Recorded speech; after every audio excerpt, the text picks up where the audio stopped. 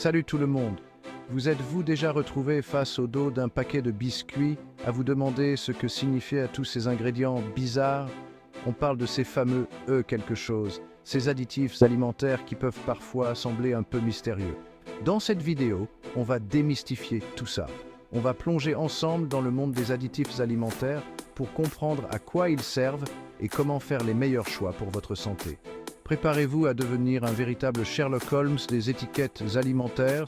C'est parti! N'oubliez pas de vous abonner pour ne rien manquer.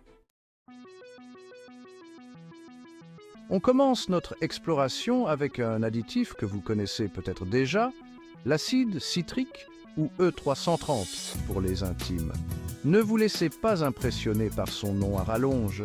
Il est loin d'être aussi effrayant qu'il n'y paraît. En réalité, l'acide citrique est naturellement présent dans les citrons, les oranges et tous ces fruits bien juteux. C'est lui qui leur donne ce petit goût acidulé qu'on adore. Mais alors, pourquoi l'ajouter à nos aliments?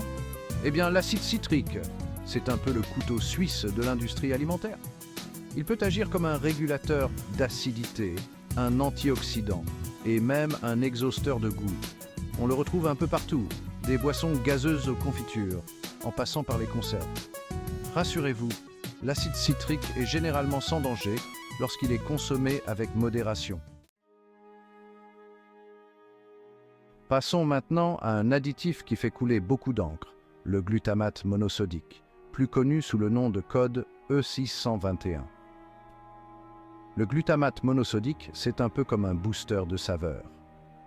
Il décuple la saveur umami, cette cinquième saveur que l'on retrouve naturellement dans des aliments comme le parmesan, les tomates mûres ou la sauce soja. On l'ajoute souvent aux plats préparés, aux soupes instantanées et aux snacks pour les rendre plus savoureux.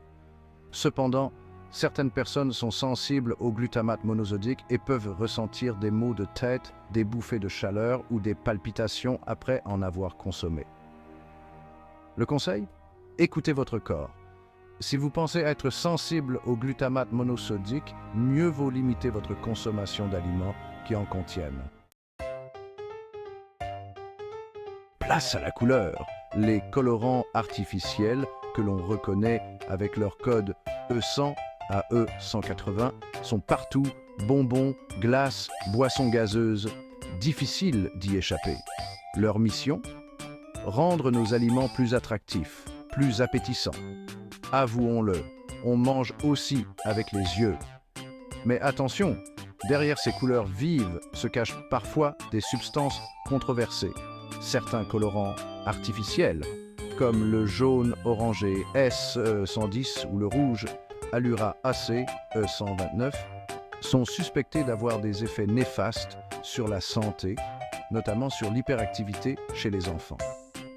D'autres, comme la tartrazine E102, peuvent provoquer des réactions allergiques chez certaines personnes. Le mieux est donc de limiter sa consommation de colorants artificiels et de privilégier les aliments naturels. N'hésitez pas à bien lire les étiquettes. On passe maintenant aux gardiens de la fraîcheur, les conservateurs. Ils se cachent derrière les codes E200 à E290 et leur mission est de prolonger la durée de conservation des aliments.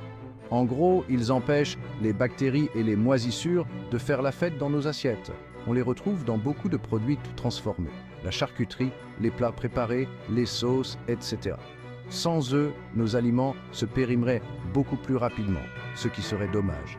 Si certains conservateurs, comme l'acide sorbique, AE200, ou l'acide benzoïque, E210, sont considérés comme relativement sûrs, d'autres sont plus controversés.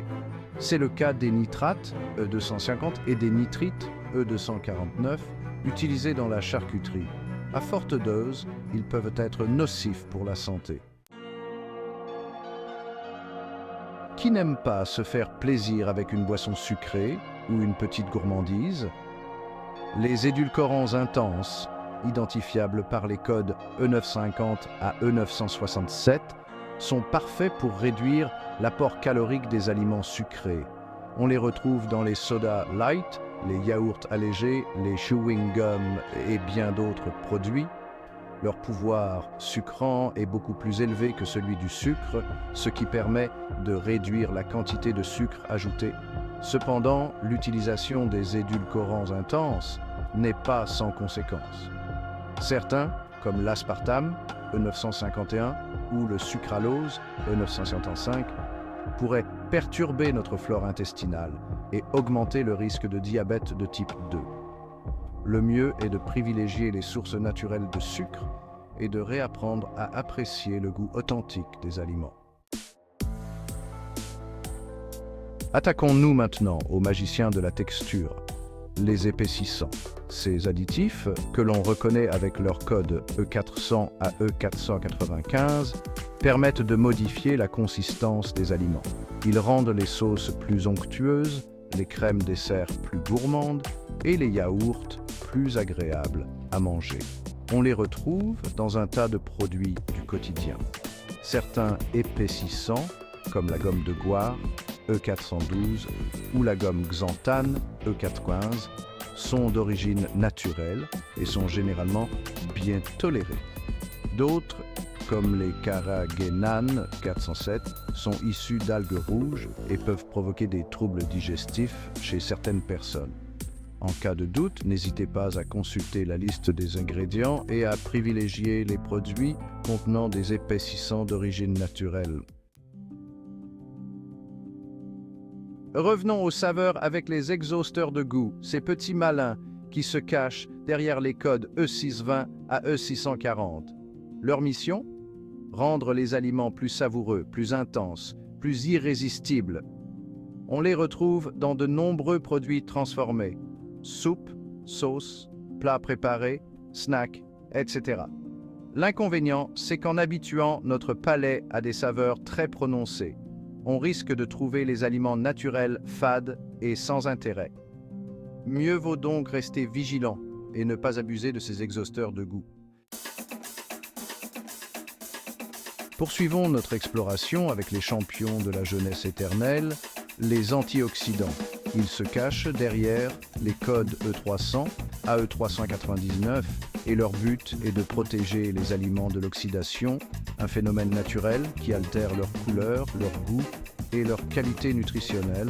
On les retrouve dans de nombreux produits, fruits et légumes transformés, huiles végétales, produits gras, etc. Certains antioxydants, comme la vitamine C, E300 ou la vitamine E, E306, sont naturellement présents dans les aliments et sont excellents pour la santé. D'autres, comme le BHA, E320 ou le BHT, E321, sont synthétiques et leur innocuité fait débat. L'idéal est de varier son alimentation et de privilégier les sources naturelles d'antioxydants, comme les fruits, les légumes et les épices. Et on termine notre voyage au cœur des additifs alimentaires avec les MED du pH, les acidifiants. Ils se cachent derrière les codes E260 à E270 et ont pour mission de donner un petit coup de fouet aux aliments en leur conférant un goût plus acide. Ils permettent aussi d'équilibrer la saveur globale d'un produit. On les retrouve dans les boissons gazeuses, les confitures, les sauces, les conserves, etc. Certains acidifiants, comme l'acide citrique E330, que nous avons vu tout à l'heure, sont d'origine naturelle et sont généralement bien tolérés. D'autres, comme l'acide phosphorique E338, sont synthétiques et peuvent être nocifs pour la santé à forte dose. Il est donc important de ne pas abuser des aliments acides et de privilégier les sources naturelles d'acidité comme le citron, le vinaigre ou les fruits rouges. Voilà, vous êtes maintenant incollable sur les additifs alimentaires les plus courants. Vous savez les identifier, comprendre leur rôle et décrypter les étiquettes comme des pros. N'oubliez pas que l'objectif n'est pas de diaboliser tous les additifs, mais d'apprendre à faire des choix éclairés pour votre santé. Le plus important est d'avoir une alimentation variée et équilibrée, riche en fruits, légumes et autres aliments bruts. Si vous avez aimé cette vidéo, N'hésitez pas à vous abonner et à activer la cloche pour ne rien manquer. Ensemble, continuons à explorer les secrets de notre alimentation.